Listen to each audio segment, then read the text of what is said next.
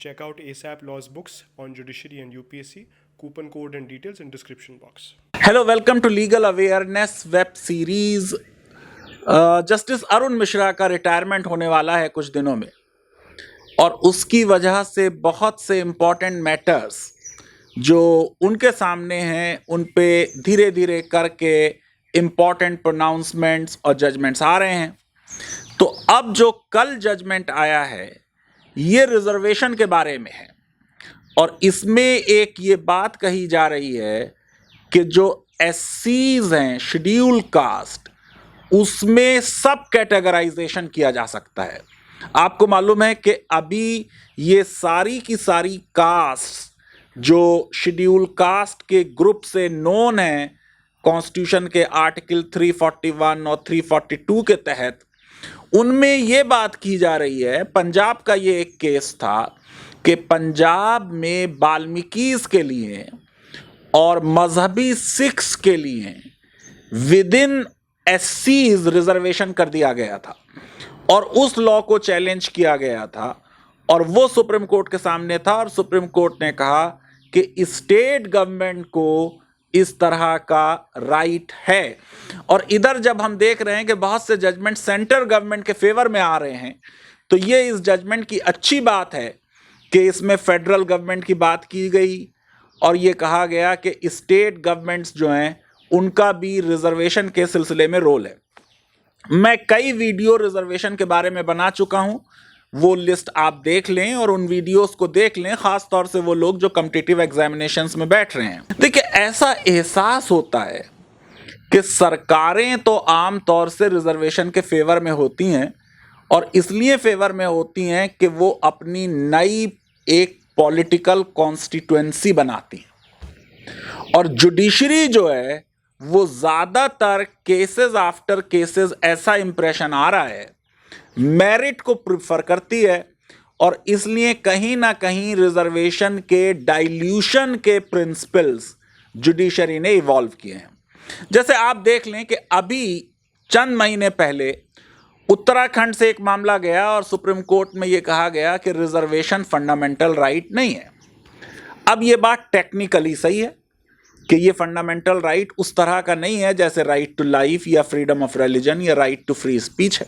लेकिन हमें याद रखना चाहिए कि जो पूरा संविधान है वो क्या है। संविधान एक संविदा है, एक कॉन्ट्रैक्ट है, एक पैक्ट है, एक कॉम्पैक्ट है जो लोगों और स्टेट के बीच में हुआ। हमें याद रखना चाहिए पूना पैक्ट को। ये पूना पैक्ट जो है ये 1932 में हो रहा है। गांधी जी के बिहाफ पे मालवीय साइन कर रहे हैं। Gandhi ji fast unto death पे बैठ गए थे, क्योंकि जो 1932 का कम्युनल अवार्ड था उसमें शेड्यूल कास्ट लोगों को भी अलग से एक उनकी कॉन्स्टिट्यूएंसीज और सीटें बना दी गई थी। गांधी जी ने मुसलमानों के लिए तो एक्सेप्ट कर लिया था कम्युनल अवार्ड, और भी कुछ लोगों के लिए एक्सेप्ट कर लिया था, लेकिन वो हिंदू सोसाइटी का डिवीजन नहीं चाहते थे। बाद में प्रेशर में आकर अंबेडकर को कंसीड करना पड़ा। अपने पूरे जीवन में अंबेडकर को यह रिग्रेट रहा कि उन्हें कंसीड नहीं करना चाहिए था। तो पूना पैक्ट की वजह से जो दलित हैं उनको ये प्रॉमिस किया गया कि अगर आप सेपरेट इलेक्टोरेट छोड़ दें तो आपके लिए हम सीटों का रिजर्वेशन कर देंगे। और यही वो स्पिरिट थी जो जब संविधान बनने लगा तो आर्टिकल 335 में आ गई कि क्लेम्स इन लोगों के will be taken into consideration jobs के बारे में। फिर आर्टिकल 15(4) में, आर्टिकल 16(4) में यह बात आ गई। अब जब सारे जजमेंट्स आप देखते हैं तो ऐसा लगता है कि जजमेंट आफ्टर जजमेंट मेरिट के नाम पर रिजर्वेशन के जो कमिटमेंट है उसको कहीं डाइल्यूट किया जा रहा है। ये जो लेटेस्ट जजमेंट है इसमें भी ये कहा गया कि भाई कोई हमेशा के लिए तो रिजर्वेशन नहीं है। याद रखिए कि जो रिजर्वेशन पार्लियामेंट और लेजिस्लेटिव असेंबलीज में होना है उसके बारे में टाइम फ्रेम था कि 10 साल के लिए होगा और वो 10-10 साल से बढ़ता जा रहा है। जो जॉब्स में और एजुकेशनल इंस्टीट्यूशंस में रिजर्वेशन है उसके लिए टाइम फ्रेम संविधान नहीं देता। अब ये आ गई कि साहब 50% से ज्यादा रिजर्वेशन नहीं होगा, यानी 50% सीटें हमेशा जनरल कैंडिडेट्स के लिए अवेलेबल रहनी चाहिए। ये एक रेस्ट्रिक्शन आ गई रिजर्वेशन पे। अभी आपने देखा ये जजमेंट आ गया था कि रिजर्वेशन के लिए यूनिवर्सिटीज में डिपार्टमेंट को एज अ यूनिट लिया जाएगा, यूनिवर्सिटी को नहीं लिया जाएगा। उसकी वजह से सारी यूनिवर्सिटीज में रिक्रूटमेंट रुक गया और फिर बाद में सरकार को इंटरवीन करना पड़ा और तब जाके ये मसला हल हुआ। क्रीमी लेयर SC ST में होगी नहीं होगी इसको लेके बहस होती रही है। अब ये बात लग रही है कि शायद हम creamy layer in SC ST की तरफ भी बढ़ रहे हैं। फिर ये बात हो गई कि साहब प्रमोशन में SC ST के रिजर्वेशन अगर होगा तो वो जजमेंट जो हमारा नागराज का था कि उसमें यह कहा गया कि साहब पहले क्वांटिफाइबल डेटा उनकी बैकवर्डनेस का कलेक्ट किया जाएगा, फिर यह देखा जाएगा कि उनका इनएडिक्वेसी ऑफ रिप्रेजेंटेशन है, और फिर यह देखा जाएगा कि इस रिजर्वेशन से इफिशिएंसी ऑफ एडमिनिस्ट्रेशन पर कोई बुरा असर तो नहीं पड़ेगा, तब रिजर्वेशन दिया जाएगा। यह जजमेंट भी जाहिर है कि रिजर्वेशन को बहुत डाइल्यूट करता है। अब इस जजमेंट के रिव्यू के लिए जर्नैल सिंह का केस हुआ 2018 में। जस्टिस दीपक मिश्रा लेड बेंच ने सिर्फ एक पॉइंट पर तो नागराज के जजमेंट को कहा कि यह सही नहीं है, क्योंकि यह इंदिरा सोहनी के जजमेंट से कंट्राडिक्ट कर रहा है। आपको मालूम है इंदिरा सोहनी का 1992 का जजमेंट है और यह जजमेंट है मंडल कमीशन के बारे में, यह जजमेंट है अदर बैकवर्ड क्लासेस के बारे में। और उस जजमेंट में यह साफ कहा गया था कि SC ST के लिए क्वांटिफाइबल डेटा निकालकर उनकी बैकवर्डनेस एग्जामिन करने की जरूरत नहीं है। अगर किसी कास्ट को राष्ट्रपति ने SC ST लिस्ट में शामिल कर दिया, वो अपने आप में एविडेंस है उनकी बैकवर्डनेस की। और ये जो कास्ट इसमें शामिल की गई हैं, ये वो हैं जिनके ऊपर अनटचेबिलिटी होती रही है, जिनके अगेंस्ट अनटचेबिलिटी का व्यवहार होता रहा है। लेकिन अब आप देख लीजिए कि जर्नैल सिंह ने भी ये मान लिया कि SC ST का क्वांटिफाइबल डेटा बैकवर्डनेस के बारे में कलेक्ट करने की जरूरत नहीं है। अब ये वाला जो केस है, इस केस में यह कहा जा रहा है कि जो 5 जज बेंच का जजमेंट था 2005 का, EV Chinnaiah versus state of Andhra Pradesh, जिसमें सुप्रीम कोर्ट ने कह दिया था कि SC ST में सब कैटेगराइजेशन नहीं हो सकता, वो जजमेंट गलत था। और इसलिए अब इन्होंने उसके अगेंस्ट व्यू लिया। लेकिन क्योंकि एक 5 जज बेंच दूसरे 5 जज बेंच के जजमेंट को ओवर रूल नहीं कर सकती, इसलिए यह मैटर चीफ जस्टिस को रेफर कर दिया गया कि वो एक 7 जज बेंच को इसे दे दे। अब इस जजमेंट में कुछ बातें सही हैं, कुछ बातों पे डिस्प्यूट हो सकता है।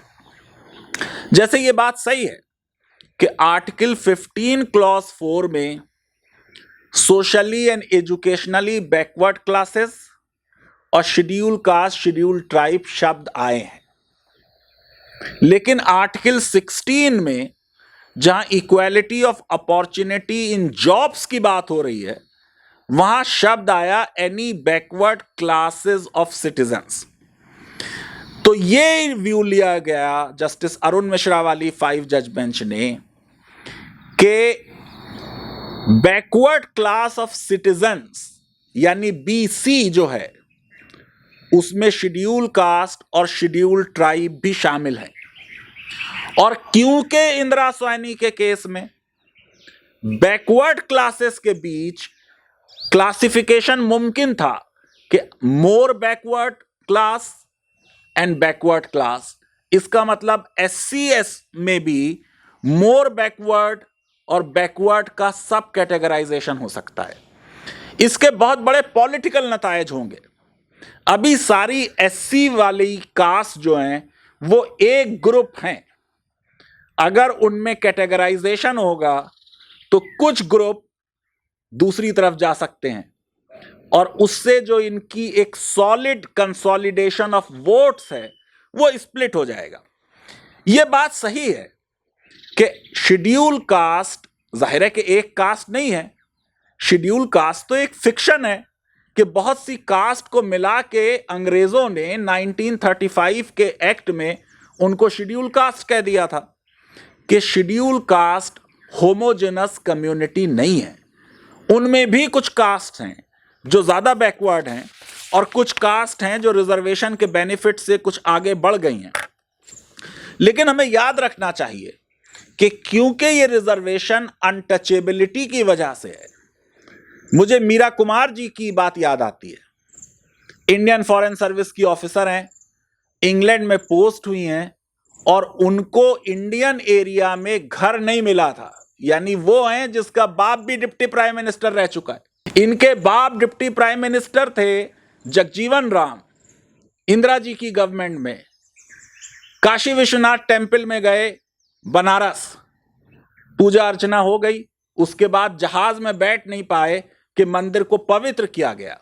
मतलब यह है कि शेड्यूल कास्ट में भी जिन लोगों का सर्विसेज में आ जाते हैं उसके बाद भी डिस्क्रिमिनेशन उनके अगेंस्ट खत्म नहीं होता।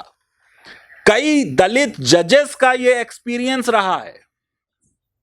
जस्टिस कर्णन भी यह बात कहते रहे हैं कि मेरे अगेंस्ट मद्रास में डिस्क्रिमिनेशन होता रहा है। लेकिन इस केस में अब सुप्रीम कोर्ट यह कह रही है कि चिनैया वाला जजमेंट गलत था। यह बात मानी गई है कि एक बार अगर प्रेसिडेंट ने किसी कास्ट को अपनी लिस्ट में इंक्लूड कर लिया तो उस लिस्ट को वेरी करने की पावर सिर्फ पार्लियामेंट के पास होगी।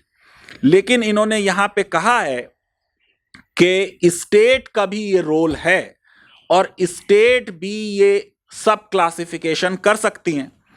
यह बात भी जजमेंट में मानी गई है कि आर्टिकल 16 क्लॉज 4 जो है वो एक्सेप्शन नहीं है 16 क्लॉज 1 का, बल्कि वो 16 क्लॉज 1 का एक एक्सटेंशन है।